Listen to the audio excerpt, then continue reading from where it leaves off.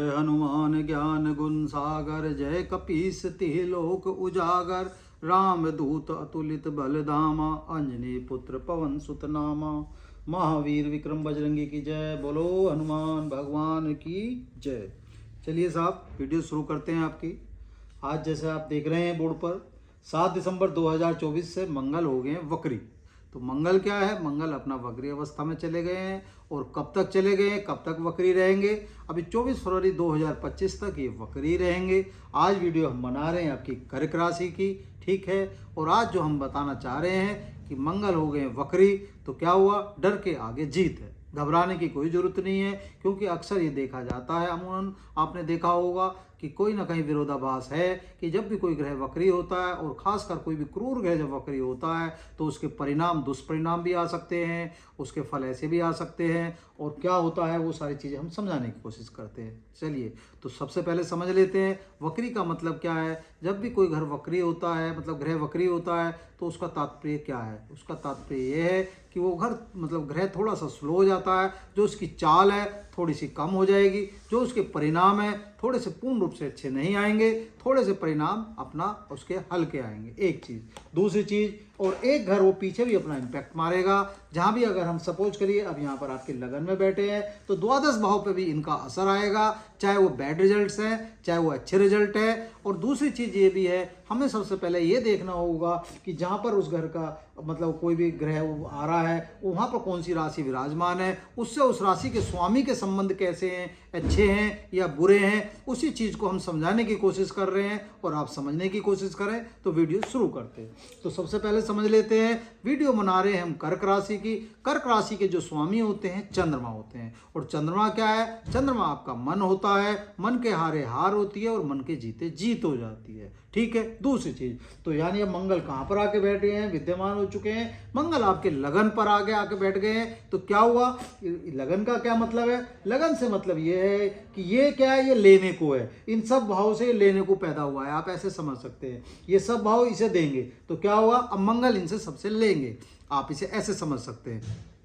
तो उस चीज को हमें समझना है। तो सबसे बड़ी बात समझ लेते हैं, जिस भाव में जिस जगह ये आके बैठे हैं, इसके स्वामी से इनके संबंध कैसे हैं। तो चंद्रमा से इनके बहुत अच्छे संबंध हैं, आप इसे ऐसे समझ सकते हैं। चंद्रमा इनके मित्र हैं। तो क्या हुआ?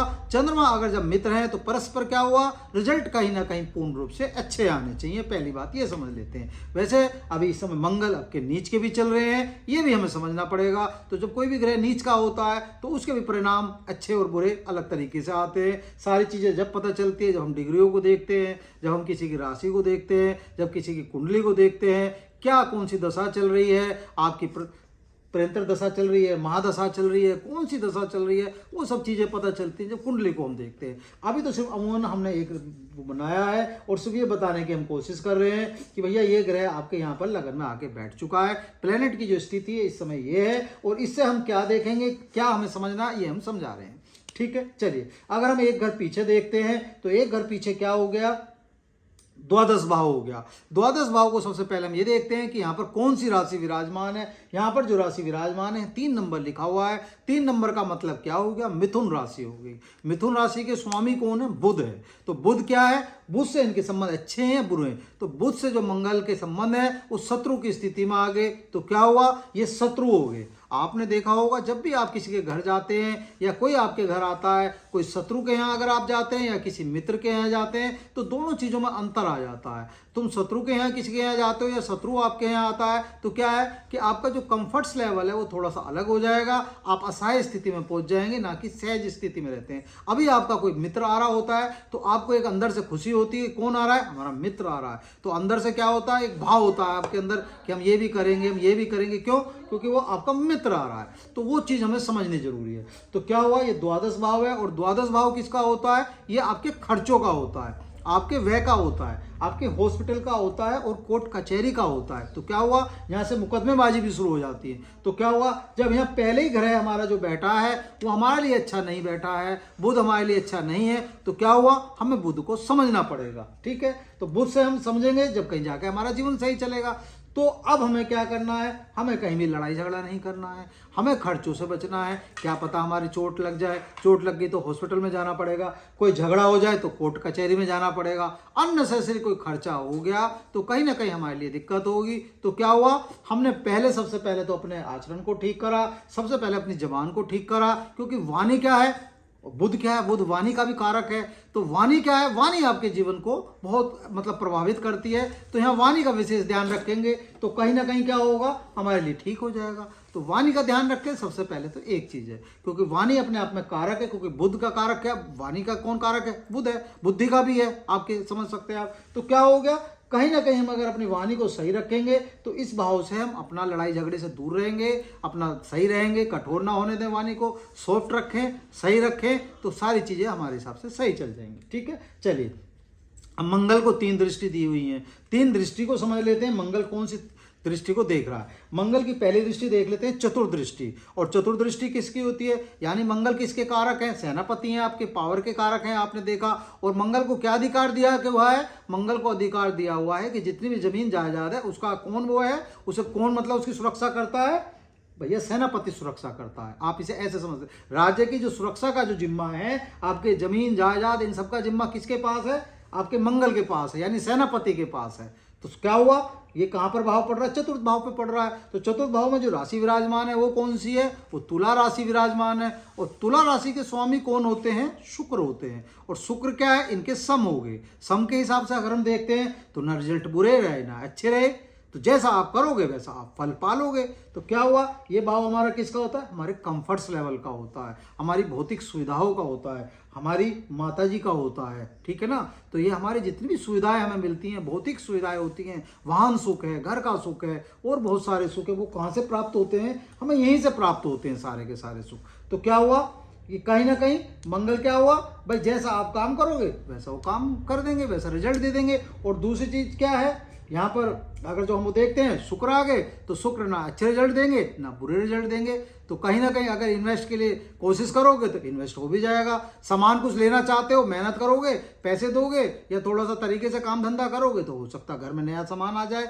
तो कहने का तात्पर्य क्या है कि अच्छे रिजल्ट नहीं है तो यहाँ बुरे नहीं है, आपके लिए ठीक रहेगा, कोई दिक्कत नहीं है। मंगल का उपाय हम अभी आपको बता देंगे, उसे आप साथ के साथ करते रहो। ठीक है, कोई बहुत बड़ा उपाय नहीं है। ठीक है, चलिए अगली दृष्टि को समझ लेते हैं। अगली दृष्टि कहाँ पर पड़ रही है, अगली दृष्टि अपने सामने पड़ रही है, उनके आपके सप्तम भाव पर पड़ रही है। और सप्तम भाव किसका होता है, आपकी पार्टनरशिप का होता है, आपकी मैरिज लाइफ होती है। ठीक है ना, आपकी गृहस्थी जहाँ से पत्नी का हो गया उसका भाव हो गया, आपके व्यवसाय का हो गया। तो क्या हुआ, राशि कौन सी है, मकर राशि है। और मकर राशि के स्वामी कौन है, शनि है। और शनि क्या है, न्याय और कर्म के देवता हैं, आप इसे ऐसे मान सकते हैं। उन्हें किसका अधिकार दे रखा है, न्यायाधीश किसका बना रखा है, जो आप जीवन में अपना काम करते हैं, जिस हिसाब से आप कर्म करते हैं उस हिसाब से वो उसका फल दे देते हैं आपको।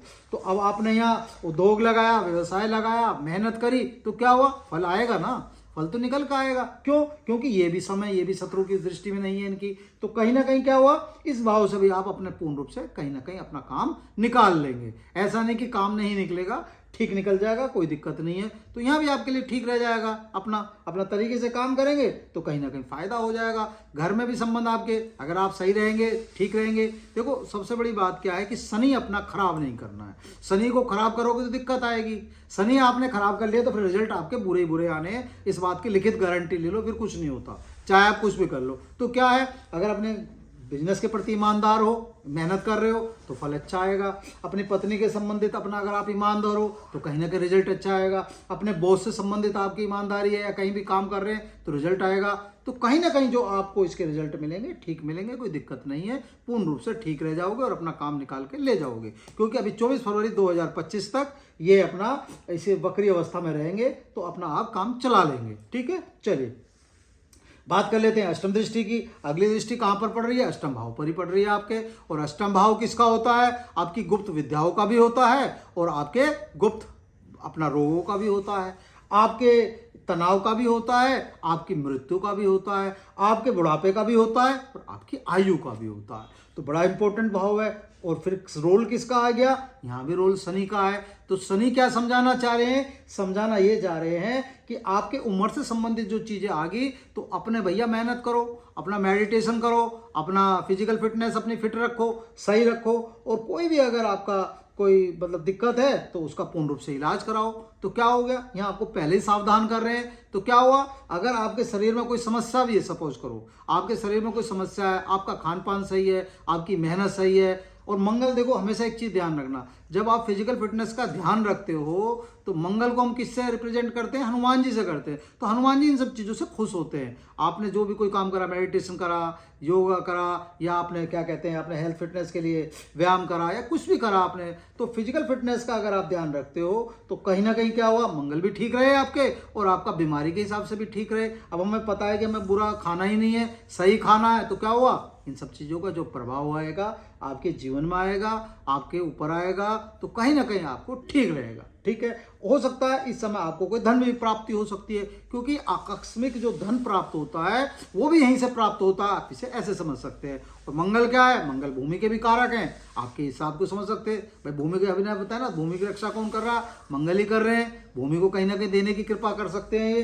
तो अगर आप सही चलेंगे, मेहनत करेंगे और अपना ध्यान रखेंगे तो यहाँ भी इस भाव से पूर्ण रूप से फायदा उठा लेंगे। तो इसलिए डर के आगे जीत है, घबराने की कोई जरूरत नहीं है। बस अब आपको क्या करना है ये समझ लो, आपको करना क्या है। मंगल का हमने भी आपको बताया, मंगल को हम किससे देखते हैं, हनुमान जी से देखते हैं। तो कोशिश करें हनुमान जी की उपासना करें। हनुमान जी की उपासना के लिए क्या काम करना है, अरे हनुमान चालीसा का पाठ करते रहें, बजरंग भगवान का पाठ करते रहें, मंगल चले जाएं मंदिर, शनिवार मंदिर चले जाएं, चोला चढ़ा सकते हैं चोला चढ़ा लें।